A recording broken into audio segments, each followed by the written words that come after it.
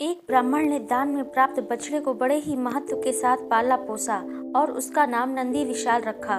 कुछ ही दिनों में वह बछड़ा एक बलिष्ठ बैल बन गया। नंदी विशाल बलिष्ठ ही नहीं, एक बुद्धिमान और स्वामी भक्त बैल था। उसने एक दिन ब्राह्मण के प्रति कृतज्ञता ज्ञापित करते हुए कहा, हे ब्राह्मण, आपने वर्षों मेरा पालन पोषण किया है। आपने तन मन और धन से मेरा उपकार किया है।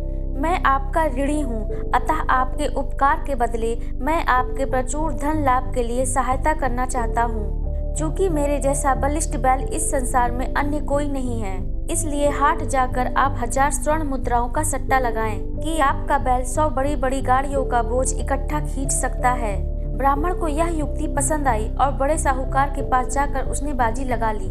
पूरी तैयारी के साथ जैसे ही नंदी विशाल ने 100 भारी गाड़ियों के साथ खींचने की भंगिमा बनाई, ब्राह्मण ने तभी नंदी विशाल को गाली देते हुए कहा, दुष्ट, खींच खींच, इन गाड़ियों को फटाफट खींच। नंदी को ब्राह्मण की भाषा पसंद नहीं आई।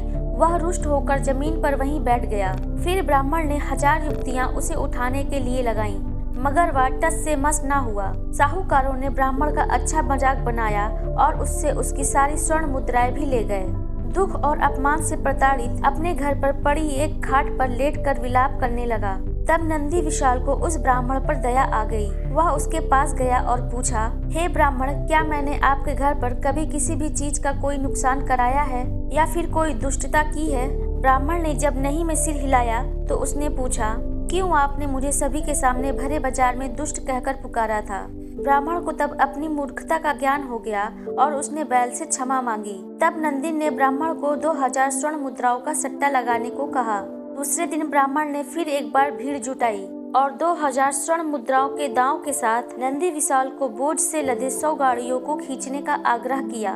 बलिष्ठ नंदी विशाल ने तब पलक झपकते ही उन सारी गाड़ियों को बड़ी आसानी से खींचकर दूर ले गया। ब्राह्मण ने तब 2000 स्वर्ण मुद्राओं को सहज ही प्राप्त कर लिया।